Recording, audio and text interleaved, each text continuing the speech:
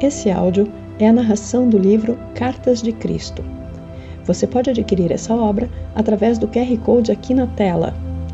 Esse livro também está disponível para download no site cartasdecristobrasil.com.br e você acha o link aqui na descrição do vídeo. Carta 2, segunda parte. Retomando aonde paramos. Tornei-me mais atencioso, ouvindo suas queixas de mulher, ajudando-a em casa, consertando os móveis quebrados, caminhando pelas colinas até fazendas distantes para encontrar as frutas e verduras que minha mãe queria. Cheguei a amá-la com ternura e compaixão, como uma mãe deve ser amada. Um dia, ela se aventurou a perguntar-me: "Você ainda acredita que Jeová seja um mito?" Jó disse que, se Jeová retirasse a sua respiração, toda a carne viria abaixo. Este é o Jeová que vi e em quem acredito. Ninguém viu a Jeová, disse ela com firmeza. Eu vi aquele que criou todas as coisas, respondi calmamente. Eu o chamo de Pai, porque ele é amor perfeito. Um amor mais perfeito do que o de uma mãe, acrescentei, sorrindo para ela. Ele trabalha dentro, através e para toda a sua criação. É o Pai em mim quem tem trazido as coisas de que você necessita em casa e que curou meus irmãos e irmãs tão rapidamente. Eu podia ver que ela estava começando a entender um pouco do que eu dizia. E o que é o castigo? Perguntou-me. Não existe castigo da forma como compreendemos. Nascemos para nos comportarmos da forma como fazemos. Temos que encontrar uma maneira de superar nossos pensamentos e sentimentos humanos, porque estes nos separam da proteção do Pai e nos trazem as doenças e a miséria. Quando tivermos aprendido a superar o eu, então entraremos no reino dos céus. Minha mãe afastou-se silenciosa, claramente ponderando sobre o que eu dissera, mas não mais com raiva.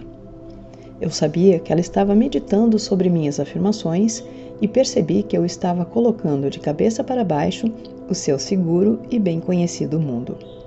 Ela se sentia perdida e insegura, sem sua crença num Jeová ameaçador e terrivelmente vingativo, se a humanidade fosse indisciplinada. Perguntava-se no que o mundo iria se tornar se dependesse inteiramente dos homens controlarem as suas maldades e a dos outros. Mesmo os reis e governantes eram malvados em suas ações. Sem Jeová para reinar e castigar os pecadores, onde iríamos parar? Enquanto restabelecia minhas forças, estudei as Escrituras cuidadosamente, para que pudesse encontrar-me com os fariseus e escribas de forma confiante. Também era absolutamente necessário que eu soubesse o que havia sido escrito a respeito do Messias, porque estava convencido de que eu era aquele sobre quem os profetas haviam falado. Eu poderia verdadeiramente resgatar, salvar as pessoas da doença, miséria e pobreza, restaurar-lhes a saúde e a prosperidade, ensinando a verdade a respeito do reino dos céus e a realidade do meu Pai. Quando me senti suficientemente preparado para sair a ensinar e curar, para agradar a minha mãe, concordei em ir num sábado na sinagoga de Nazaré e falar para a congregação. Como era o costume, levantei e me foi entregue o livro de Isaías para ler. Escolhi a passagem que profetizava a vinda do Messias que viria libertar o povo judeu de todo tipo de escravidão. O Espírito do Senhor está sobre mim, porque o Senhor me ungiu para pregar as boas novas aos pobres.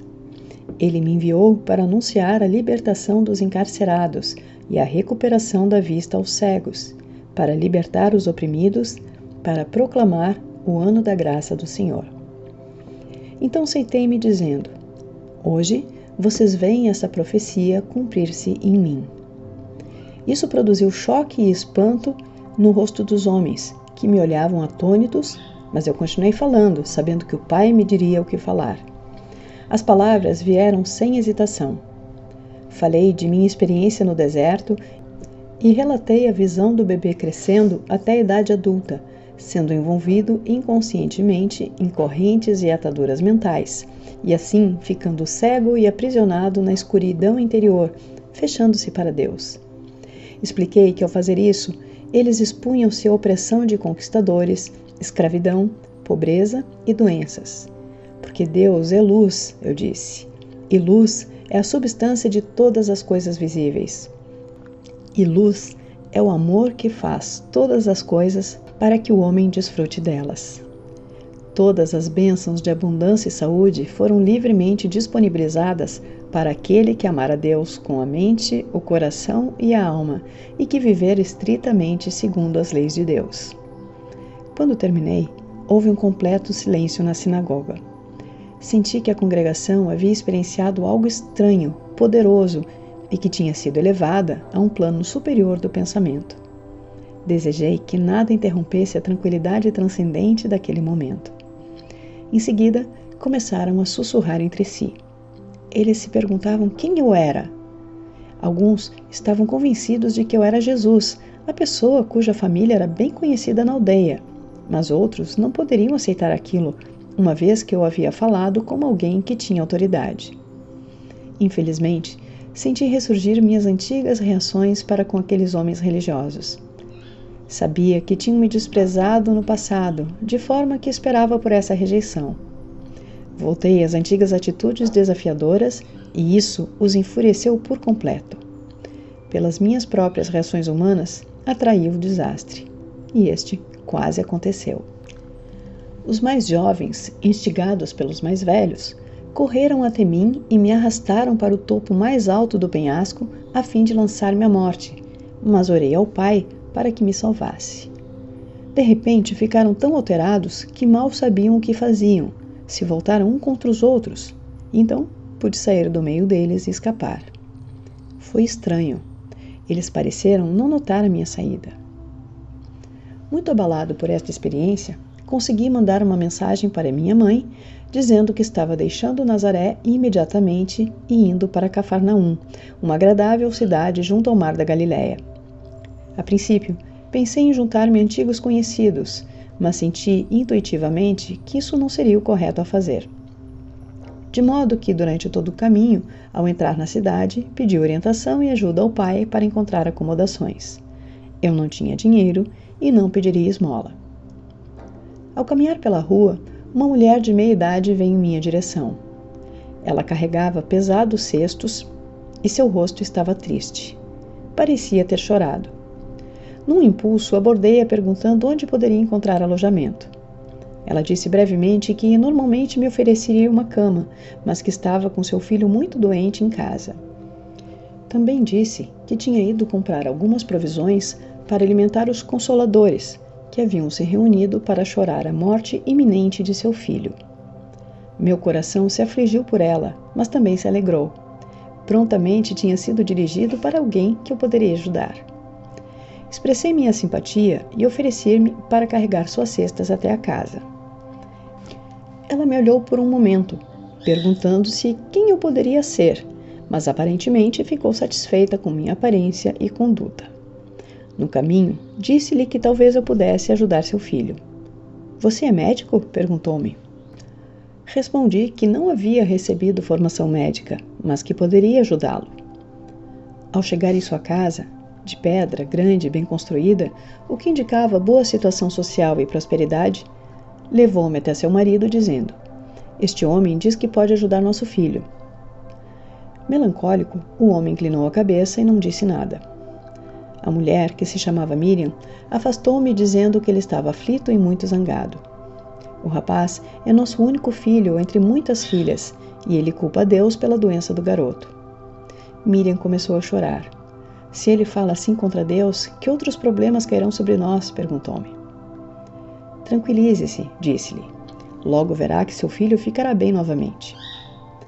Ela olhou-me com dúvidas, mas levou-me até o quarto onde o rapaz estava. Fazia calor e o ambiente estava sufocante, cheio de gente, bem intencionada e triste, conversando. Pedi à mãe para esvaziar o quarto, mas os visitantes resistiram. Eles queriam ver o que aconteceria e somente saíram do quarto contrariados quando Miriam chamou seu marido para falar com eles. Podia escutá-los, discutindo com o pai no quarto ao lado. O que este homem achava que poderia fazer se o médico já havia declarado ser incapaz de ajudar o rapaz? O pai veio até o quarto para ver por si mesmo. Seu filho estava mortalmente pálido, com muita febre. A mãe explicou que ele não podia engolir a comida e que estava com o intestino solto. Ele havia estado assim por vários dias e tinha perdido muito peso. O médico disse que nada mais poderia ser feito. Ele provavelmente morreria. Coloquei as mãos sobre a cabeça do rapaz e rezei, sabendo e silenciosamente dando graças com todo o coração que o Pai Vida fluiria pelas minhas mãos para dentro de seu corpo. Desta forma, o trabalho de cura se realizaria. Senti um calor extremo e um formigamento em minhas mãos e o poder vertendo para seu frágil corpo. Fui inundado por uma alegre gratidão. Como era grandioso e maravilhoso o Pai Vida quando liberado para fazer o seu trabalho natural de cura. Sua mãe e seu pai, olhando ansiosos para ver o que aconteceria a seguir, seguravam a mão um do outro e observavam com muita atenção. Quando eles viram a cor do seu filho mudar do branco para um rubor mais sadio, exclamaram com espanto e alegria. Depois de algum tempo, o rapaz levantou seu olhar para mim, dizendo claramente: "Agradeço, estou bem melhor agora. Estou faminto, quero algo para comer." Sua mãe riu de felicidade e o abraçou apertado, mas estava um pouco apreensiva. "Não posso dar comida a você, filho meu. O médico ficaria zangado." Ela havia sido avisada para não dar comida a ele, somente água. Eu sorri e disse: "Ele está curado. Pode dar pão e vinho a ele, não fará mal." Seu pai, Zedequias, estava maravilhado de alegria e gratidão. Depois de abraçar o seu amado filho, voltou-se para mim e apertou minhas mãos calorosamente. Ficou dando tapinhas em meus ombros enquanto balançava sua cabeça, incapaz de falar devido às lágrimas que escorriam por sua face. Quando ele finalmente se recompôs, entrou no salão e falou às pessoas que lá estavam. Meu filho, quase morto, recuperou a plenitude da vida novamente. Suas palavras foram recebidas com gritos de alegria, entusiasmo, incredulidade, questionamentos, risadas e felicitações. A mãe do rapaz ficou parada, com um sorriso estampado na face. Depois disso, não foi mais necessário buscar por acomodações. Quando Zedequias disse aos atônitos consoladores que o garoto estava curado e o próprio jovem apareceu na porta sorrindo e pedindo novamente por comida, todos os consoladores rodearam-me e convidaram-me às suas casas. No entanto, preferi ficar com o pai do garoto, que agora dizia estar cheio de perguntas a fazer-me. Ele esperava que eu pudesse respondê-las. Depois de colocar o vinho e a comida sobre a mesa, todos foram convidados a comer até saciarem-se. Zedequias sentou-se e formulou sua primeira pergunta. Ele disse: "Você fez algo que nenhum sacerdote ou médico poderia fazer. A cura vem somente de Deus. Embora seja um desconhecido, percebo que você deve vir de Deus." "Sim", respondi. E as pessoas murmuraram assombradas. "Essa doença que veio ao meu filho era um castigo por algo que eu tenha feito de errado no passado? E como eu poderia cometer um pecado tão grave que Deus quereria levar meu único filho?" Muitas das pessoas que escutaram essas palavras acenaram com a cabeça. "Você fez a pergunta que mais quero responder, Zedequias. Deus nos dá a vida e a existência do ser. Ele não iria arrancá-lo de nós como um homem arrancaria um tesouro de outro só porque está zangado com ele. Esta é a maneira como a humanidade se comporta, não Deus. E Deus não está sentado em um trono em algum lugar do céu, como fazem os reis humanos que se sentam em seus tronos e governam seu povo. Essa é a maneira humana de proceder, uma crença humana, não a verdade. A maneira de proceder de Deus vai muito além do que a mente humana pode conceber ou sonhar. Somente eu vi aquele que nos trouxe existência e sei que ele não é o tipo de Deus que os rabinos ensinam. Vi que ele é o perfeito amor e por essa razão eu prefiro falar do Pai, pois eu vi que ele trabalha dentro de cada ser vivo, mantendo-o num bom estado de saúde, assim como um pai humano trabalha para manter seus filhos bem alimentados, vestidos e protegidos dentro do abrigo de um lar. Eu o vi dentro de todas as coisas do mundo." "Como pode ser isso?" perguntou um homem duvidando. "Não é possível para um ser individual de qualquer tipo estar em todos os lugares ao mesmo tempo. Mas o ar está em todo lugar, ainda que não se possa ver. No entanto, sabemos, sem dúvida alguma, que ele é muito real e muito importante para a nossa existência. Se o ar não existisse e não pudéssemos respirá-lo, morreríamos. Não podemos ver o movimento do ar que chamamos de vento, mas vemos que ele agita as folhas e conduz as nuvens no céu. Por isso, sabemos que o ar está acima de nós, ao nosso redor, e é forte. E agora eu pergunto, qual é a parte mais real e mais valiosa do homem? O seu corpo ou sua mente? Alguns respondiam que era o seu corpo, caso contrário não teriam lugar na terra, não poderiam trabalhar, não poderiam ser vistos, não seriam conhecidos. Outros diziam que sua mente era mais importante do que seu corpo. Ao que eu respondi, a mente é a parte mais importante do homem, uma vez que sem sua mente ele não teria o comando do seu corpo. Ele não poderia comer, beber, dormir, mover-se, planejar, não poderia viver. Contudo, não podemos ver a mente. Simplesmente sabemos que temos uma mente por causa dos pensamentos que ela produz e porque os pensamentos elaboram algum tipo de ação em nossas vidas. Acreditamos que a mente funciona por meio do cérebro. Sim, é assim que funciona. Senão, como poderia o cérebro, que nasceu da carne, produzir pensamentos, sentimentos, ideias e planos? Agora deve estar ficando claro para vocês que assim que o Pai está presente em todas as coisas, Ele é a mente que dirige a mente humana, fazendo o seu grande trabalho dentro de cada ser vivo. Sabemos que é assim porque vemos as maravilhas da sua obra. Vemos o crescimento das crianças, vemos o alimento que comem ser milagrosamente convertido em outra substância que os nutre e os faz crescer. Como isso acontece, não sabemos, nem sequer podemos imaginar. Mesmo que soubéssemos, ainda assim continuaríamos sem saber o que acionou tão importante processo de vida dentro dos corpos vivos de cada espécie.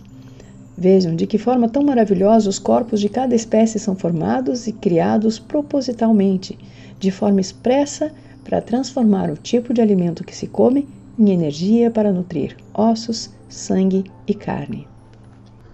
Agora que nos mostrou todas essas coisas, podemos ver que elas são realmente maravilhosas, exclamou um jovem. Elas são.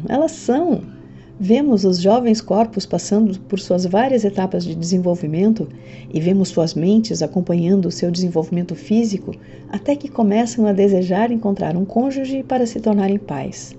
Logo, o grande trabalho da concepção é realizado e o crescimento da semente dentro do útero continua até que a criança chegue a seu desenvolvimento pleno. Pensem, quem determina este constante crescimento tão ordenado dentro da mulher?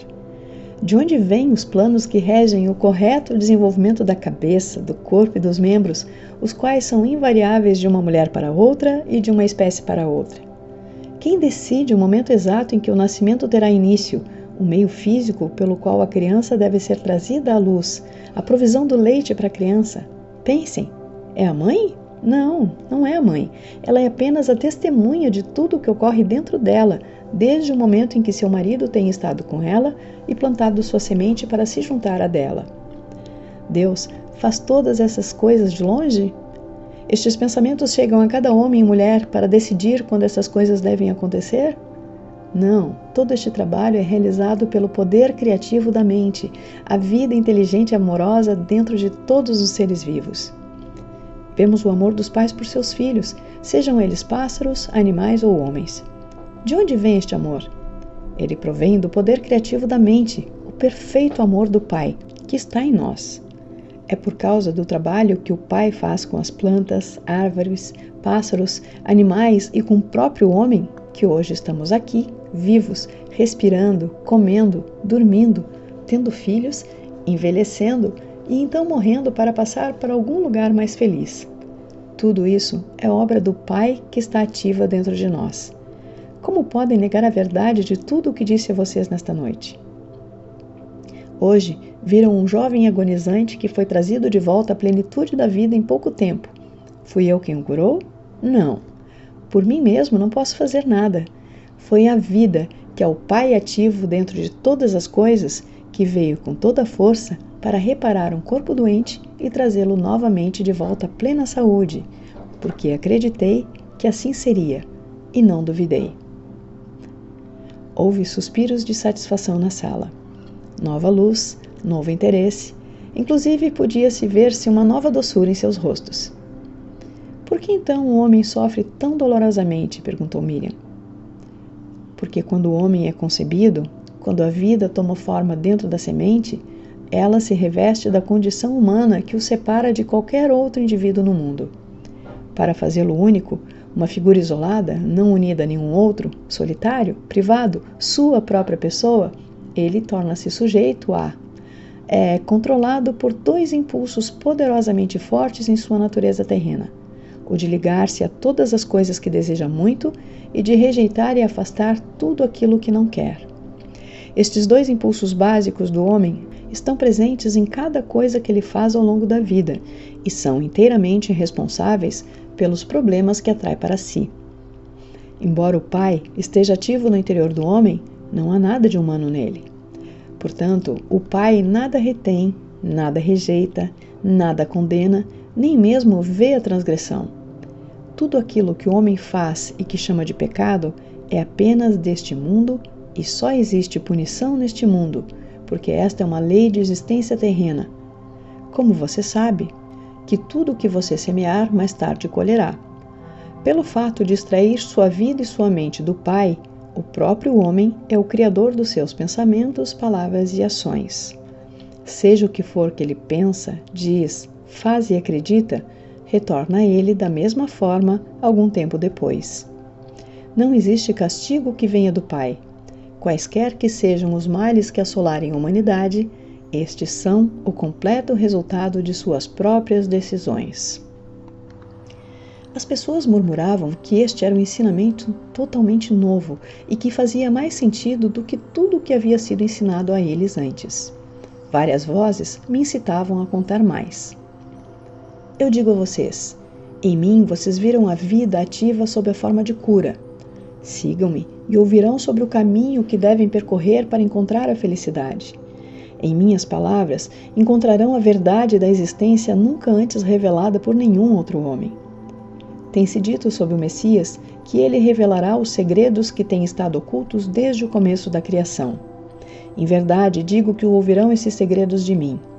Se escutarem com cuidado, entenderem seu significado, praticarem sua verdade e apegarem-se às suas leis, serão transformados em novos homens e entrarão no reino dos céus. As pessoas ficaram em silêncio por um momento, e então houve um clamor de conversa animada, mas Edequias levantou-se e disse que era hora da família descansar. Seu filho precisava dormir e sua esposa e filhas também estavam exaustas de tanto chorar. Ficou combinado que na manhã seguinte eu iria até o porto e as pessoas doentes seriam trazidas até mim. Desta forma, fui capaz de empreender minha missão e tudo foi rapidamente arranjado da melhor forma possível. Parecia que se eu não efetuasse as curas, não haveria interesse nem aceitação de tudo o que eu havia dito. As curas demonstravam a verdade de tudo o que eu havia ensinado e meus ensinamentos explicariam as razões pelas quais eu era capaz de trazer do Pai, para eles, a cura. Quando acordei na manhã seguinte, senti a felicidade viva em mim, com a expectativa das coisas maravilhosas que estavam por vir. Depois de tomar o desjejum, saí com Zedequias para o porto da cidade, com meu coração iluminado de amor por todos os que passavam por mim. Eu os cumprimentava calorosamente, dizendo a eles que tinha boas novas para todos aqueles que quisessem escutá-las. Quando chegamos ao dique, encontrei homens, mulheres e crianças sentados no chão, esperando por minha chegada. Alguns estenderam suas mãos, implorando. Pareciam muito mal. Outros haviam sido mutilados e muitos outros estavam cobertos de feridas. Meu coração ainda sofria por seu estado lastimável, mas agora também podia alegrar-me porque sabia que não era vontade do Pai que eles estivessem assim. Muito pelo contrário, o próprio Pai era toda a cura, toda a saúde e todo o bem-estar. Eu tinha provado isso na noite anterior e na minha casa. Estava exultante por ser capaz de demonstrar essa verdade maravilhosa para a multidão que agora se reunia em torno de mim. Um rosto velho e triste chamou minha atenção. Uma mulher magra, enrugada e curvada. Fui até ela e me ajoelhei ao seu lado, pondo minhas mãos sobre sua cabeça. Imediatamente senti o fluxo do poder do Pai vibrando pelas minhas mãos em sua cabeça, até que seu corpo inteiro sacudiu com a força vital, energizando seus membros. As pessoas, ao verem isso, ficaram atônitas, perguntando o que eu poderia estar fazendo com ela, mas outros acalmaram suas objeções. Gradualmente, seus membros começaram a soltar-se, a alongar-se e a endireitar-se. Seu rosto tornou-se vivo pela alegria de voltar a sentir sua força. Ajudei-a a se levantar e então ficou de pé por si mesma, com todo orgulho. Ela estava tão tomada pela felicidade que começou a chorar, depois riu e dançou, chamando as pessoas. "Louvado seja Deus!", dizia ela, "louvado seja Deus!". E os outros que ali estavam repetiam o refrão. Todos estavam profundamente comovidos com o que haviam visto. A aglomeração de pessoas apertando-se contra mim foi tão grande que Zedequias ofereceu-se para controlá-la. De forma organizada e ajudado por outros dos espectadores ansiosos, dirigiu ordenadamente os doentes para mim para que eu pudesse atendê-los, segundo suas necessidades mais profundas. No final, sentindo-me cansado, meu anfitrião convidou-me a voltar para sua casa e jantar. Despediu aqueles a quem eu não tinha sido capaz de curar por falta de tempo. Assegurou a eles que eu retornaria no dia seguinte. Foi uma noite festiva, tanta coisa para falar, tanto para celebrar, tanto para ensinar, tanto para aprender. Todos certamente reconheciam naquilo a boa nova. Eu sabia que havia sido aceito por muitos por dizer a verdade do que havia visto no deserto. E assim continuou por muitos dias. As pessoas vinham de longe para ver-me. Zedequias e outros amigos seus me ajudaram a controlar a multidão para que eu pudesse curar e ensinar. O povo ouvia com prazer. Eles falavam entre si sobre o Pai e estavam ansiosos por aprender mais a respeito das correntes e ataduras que confinam as pessoas na miséria. A aglomeração de pessoas tornou-se tão grande que eu logo percebi que precisava achar meus próprios ajudantes em quem eu pudesse confiar para me auxiliar. Já era hora de Zedequias voltar a conduzir o seu negócio de couro, que ele vinha deixando de lado. Fui embora para as montanhas para rezar a respeito das escolhas dos discípulos. Quando veio a minha convicção de que eu seria guiado para fazer a escolha, retornei a Cafarnaum. Senti um forte impulso para descer pela beira do porto e falar com alguns homens que eu tinha visto escutarem meus ensinamentos com muita atenção. Queria saber se eles deixariam suas redes de pesca para juntar-se a mim. Quando os chamei, Simão, André, Tiago e João vieram imediatamente, felizes em poder ajudar no meu trabalho de cura e ensinamentos. Outros também se juntaram a mim assim que comecei meu trabalho entre as pessoas. Deixei meu anfitrião, a casa de Zedequias, que me assegurou entusiasmado que eu poderia retornar a qualquer momento.